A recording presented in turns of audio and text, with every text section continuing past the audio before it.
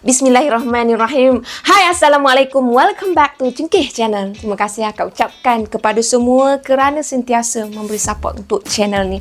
Akak juga nak ucapkan banyak-banyak terima kasih kepada korang yang mana yang dah subscribe. Dan kepada yang belum subscribe, korang boleh tekan button subscribe untuk tidak ketinggalan dengan konten-konten terbaru dari Cengkeh Channel. Hari ni akak nak sampaikan perkongsian dari seseorang yang menggelarkan diri dia sebagai Badrul. Dan perkongsian tersebut mengenai kisah gangguan yang dia alami sendiri di asrama. Tapi sebelum tu, akak doakan agar kita semua dipermudahkan segala urusan, dilimpah ruahkan rezeki dan diberikan kesihatan yang baik. Dan sama-sama juga kita doakan untuk seluruh ahli keluarga kita, baik masih hidup maupun yang telah meninggal dunia, insya-Allah. Semoga kita semua dilimpahi rahmat. Amin, amin, amin ya rabbal alamin. Jom bersama dengan akak.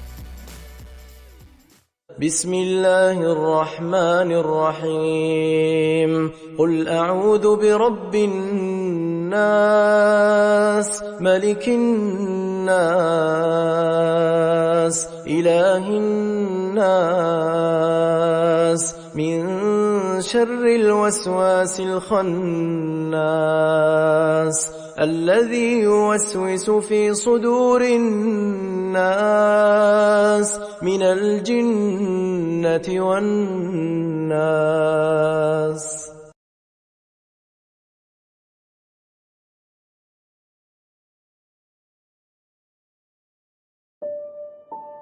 Untuk pengetahuan korang semua, Badrul ni dia pernah share kisah-kisah seram dia dekat asrama sebelum ni. Tapi kali ni dia nak sharekan 3 lagi kisah serama dia masa dia dekat dewan makan, dia dekat bilik mandi dan juga masa dia dekat bilik cuci baju. Jom sama-sama kita selami kisah seram dia pada kali ni.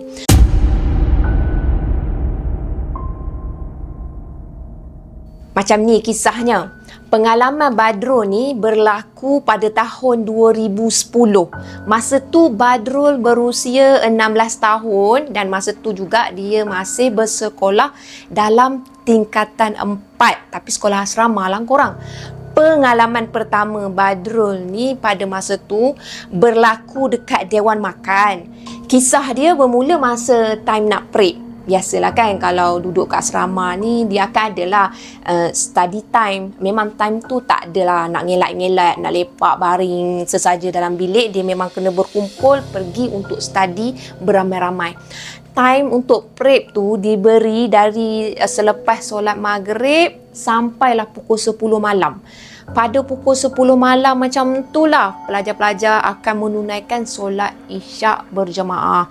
Selesai solat isyak, pelajar-pelajar asrama dia akan pergi ke dewan makan untuk makan malam pula. Dalam pukul 11.30 malam macam tu, semua pelajar dia akan balik ke dorm masing-masing untuk masuk dan tidur. Esok nak sekolah lagi kan? Itulah rutin pelajar di asrama. Tapi ada sebilangan pelajar yang dia sambung je prep untuk selesaikan homework yang masih belum siap. Tak semua orang boleh settlekan kerja cepat tau. So ada yang dia nak ambil masa yang sangat lama. Sekitar dalam pukul 1 pagi, pelajar-pelajar lain tu yang ambil masa lebih sikit kan, dia dah balik ke dorm masing-masing. Dan time tu makanya tinggallah Badrul ni seorang diri je. Lebih kurang 30 minit keadaan dia jadi sunyi, sepi. Maklumlah dah tak ada orang, jadi tinggal dia seorang je. Memang sunyi sangat. Tenanglah untuk dia study, nak settlekan homework dia, memang tenanglah time tu. Tiba-tiba Badrul dia ada dengar tau pipe sinki terbuka sendiri. Boleh imagine kan tak? Dia ada dengar juga pipe air tu, maknanya air yang menitik tu, kedengaran tu dengan jelas tau. Bila Badrul amati, memang betul pipe air tu sebelum ni memang tak berbunyi. Tapi kali ni tiba-tiba je boleh berbunyi. Kan kalau kita buka pipe tu bila suasana tu agak sunyi tu dia bunyi macam tu. Boleh bayang ke tak dia punya seram macam mana? Kedudukan Badrul pada masa tu dia berjarak dalam 3 meja je dekat kantin sekolah. Kak silap, sorry.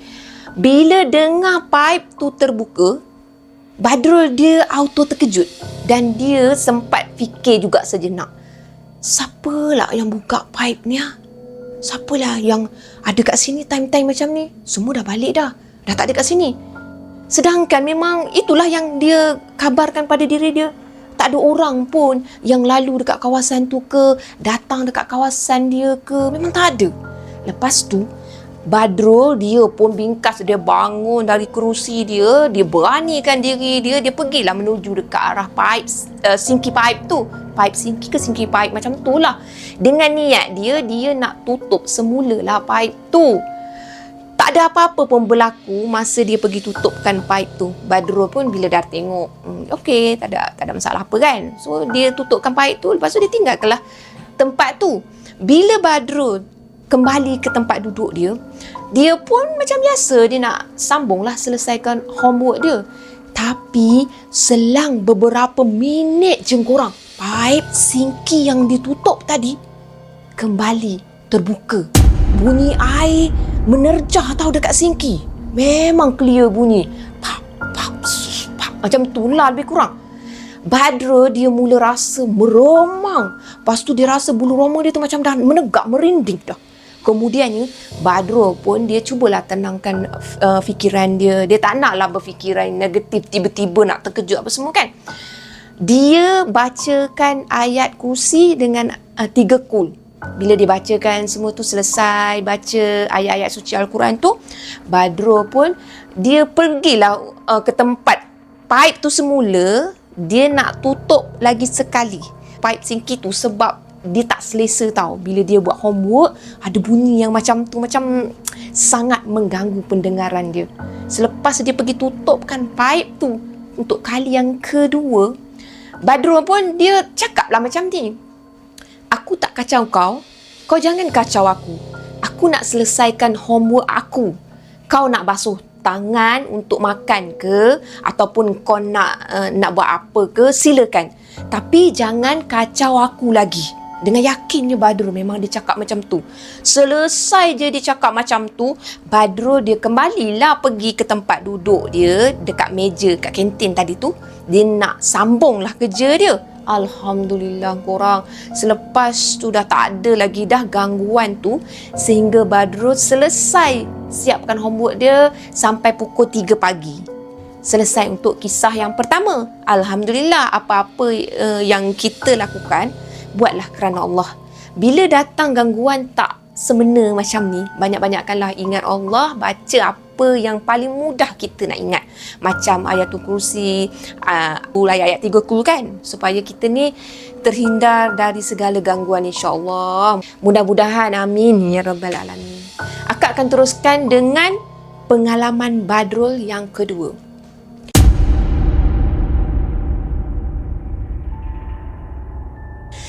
Pengalaman Badrul yang kedua ni pula berlaku dekat bilik mandi asrama. Kisah kedua ni berlaku di hari yang lain, bukan hari yang sama tau. Masa tu kejadiannya tu berlaku di awal pagi, dalam pukul 5 pagi lah macam tu. Dom Badrul ni dia terletak dekat tingkat 2. Badrul dia memang jenis yang bangun awal. Sebab Badrul ni dia nak mengelak tau dari bersesak-sesak dengan pelajar-pelajar lain yang nak bangun, nak mandi, nak solat subuh kan. Jadi Badrul memang dia akan ikhtiarkan, dia dah biasakan diri bangun awal. Jadinya satu hari tu, bila Badrul ni bangun tidur di awal, macam biasalah rutin dia tu. Badrul dia bersiap dengan tuala, dia bawa kain, nak buat kain basahan. Lepas tu dia bawa baldi kecil dia untuk letak peralatan mandian. Dek kerana pagi kejadian tu dia agak sejuk sangat. Sejuk sangat tu rasa lain macam. Masa dalam perjalanan nak ke bilik mandi, kesejukan dia tu buatkan Badrul ni sampai tahap menggigil tau. Bila Badrul dah sampai kat bilik mandi, Badrul dia berhenti langkah dia sekejap. Dia menghelalah nafas lega macam tu. Sebab dom Badrul ni di hadapan blok asrama, sedangkan bilik mandi dekat hujung belakang blok asrama. Agak jauh lah nak menuju ke sana, agak penat juga kan bila nak sampai ke bilik mandi kan. Jadi Badrul dia relax sekejap.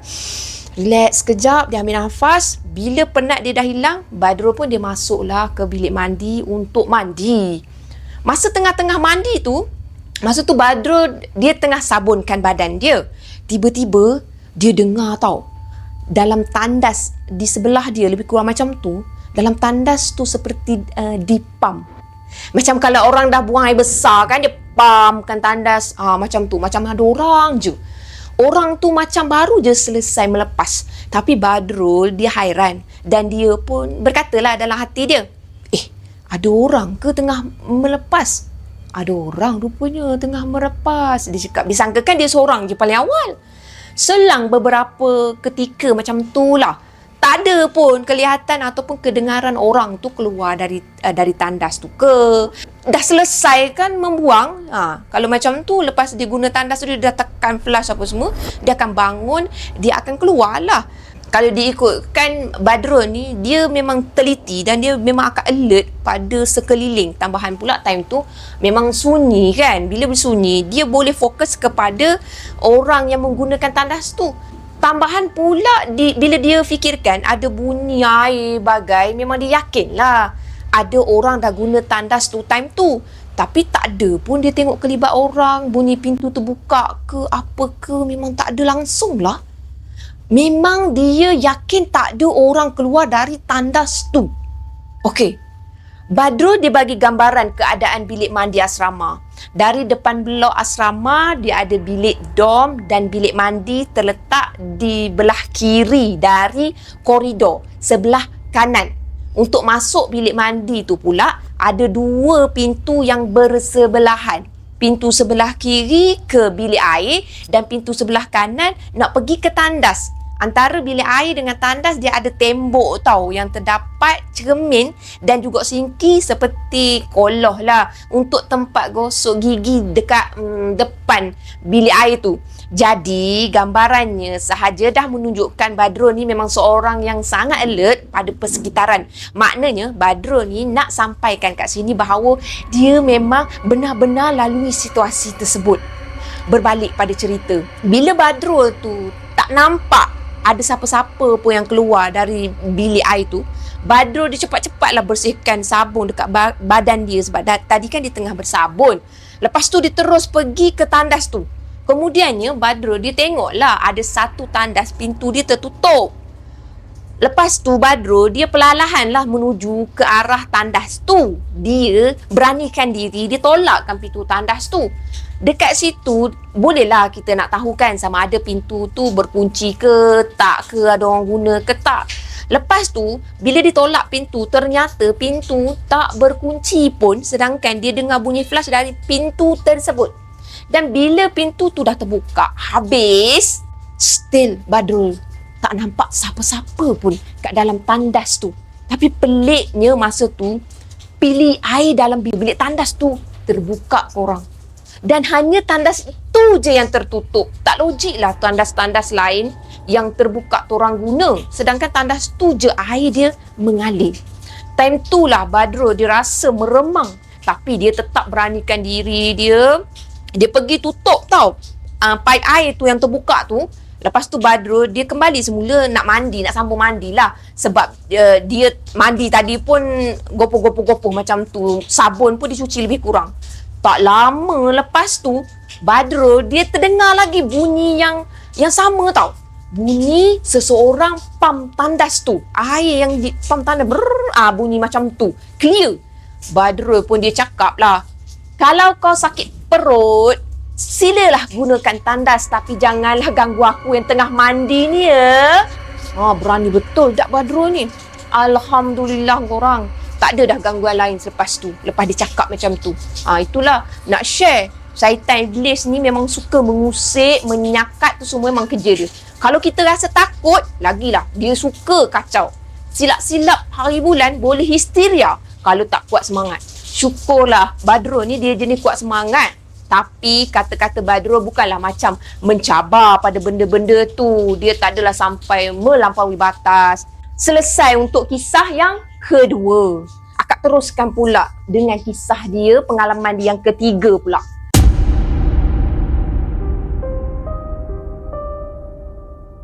Untuk pengalaman ketiga ni juga berlaku di hari yang lain. Bukan hari yang sama lah dari kisah-kisah tadi. Kisah ketiga ni berlaku dekat bilik cuci baju dekat tingkat bawah. Sekadar nak bagi tahu, di tingkat bawah tu juga ada bilik mandi tau. Bilik cuci baju berada bersebelahan je dengan bilik mandi. Dalam bilik cuci baju tu pula ada shower, air hujan macam tu untuk mandi macam tu. Bolehlah selesai dia basuh baju tu, boleh terus dia mandi kat situ settle. Dekat tingkat bawah blok dom Badrul dia ada bangunan bersambung. Macam tu dekat tingkat bawah tu tempat cuci baju tu lah, dia blok dia bersambung, kat atas dia tak sambung. Besar bilik cuci baju tu, lebih kurang besarnya 3 kelas. Boleh bayangkan tak? Memang besar gila lah. Jadi dari pintu masuk depan dia ada tempat shower, kemudiannya pula dekat belakang tu dia ada tempat cuci baju. Luas amat. Okey, baik. Permulaan kisah ketiga ni juga di waktu awal pagi, macam kisah yang kedua tadi, sama juga, lebih kurang time yang sama juga dekat pukul 5. Masa tu Badrul dia tengah mandi dekat shower. Tiba-tiba dia ada dengar tau macam orang sedang menggosok baju dekat tempat cuci baju. Gosok baju pakai berus lah, susek, duk mencuci baju dekat situ. Badrul dia teruslah toleh ke tempat cuci baju sebab dia nak tengok kot adalah orang yang dah datang dekat tempat tu untuk cuci baju ke, nak mandi ke. Sebab niat Badrul ni, dia turun ke bawah tu sebab dia sekali nak cuci baju. Tapi bila dia tengok, tak ada orang, serius. Jadi Badrul, dia pun pergilah menuju kat tempat tu, menghampiri tempat cuci baju tu. Masa dia tengok dekat situ kan, dia nak tengok sekali lagi. Kot. Tadi dia rasa kot ada orang. Kat situ pun kot ada orang kan. Sama juga. Memang tak ada pun siapa-siapa kat tempat cuci baju tu. Kosong. Dia bukan setakat kosong tau korang. Dia macam ni. Bila dah time pukul 5 dekat subuh tu kan, dia kosong yang tak ada penghuni, dan kosong dia tu yang agak meremang tau. Senyap. Sunyi je. Cuba bayangkan, kalau situasinya kita lalui, kita rasakan ada orang, tapi hakikatnya tak ada orang. Perkara yang sama Badrul buat sama macam sebelum ni. Badrul dia akan cakap sesuatu. Kau nak basuh baju, silalah. Tapi tolonglah jangan kacau aku ni. Aku ni nak mandi dekat sini. Bila dia cakap macam tu, Badrul, dia kembalilah sambung balik semula untuk teruskan mandi. Sambil-sambil dia mandi, dia masih juga dengar bunyi orang gosok baju. Sengit, beria betul. Gosok baju macam kotor sangat baju dia. Sehinggalah bunyi tu senyap dengan sendiri. Dah senyap tu tak adalah si Badrul tu nak fikirkan apa-apa lagi dah. Dia buat dek je lah. Alhamdulillah. Lepas tu tak adalah perkara tu nak mengganggu dia dengan lebih teruk. Dan Alhamdulillah juga ketiga-tiga pengalaman yang Badrul lalui tu, makhluk tersebut tidak menampakkan diri dia. Sekadar mengganggu dengan bunyi sahaja. Untuk story-story ni, Badrul dia tulis tahu ada part kelakar dia. Bila dia ceritakan pengalaman dia tadi pada kawan-kawan dia, maka inilah respon dari kawan-kawan Badrul. Untuk kisah pertama, ada kawan-kawan dia mengatakan bahawa makhluk tu sebenarnya tu salah makan tu. Sebab itulah bila dia sakit perut sangat-sangat, dia nak pergi melepah dekat tandas. Macam kisah yang kedua tu, dia pergi melepah kat tandas, dia join lah si Badrul. Lepas tu dia punya cirit tu tercalik dekat pakaian dia kot. Itulah yang dia pergi basuh baju. Macam kisah yang ketiga tu pula dia ikut si Badrul. Makanya sebab itulah dia ganggu Badrul dekat ketiga-tiga tempat macam tu. Tapi itu apa yang dikatakan sebagai lawak. Biasalah kan budak-budak student belajar kan.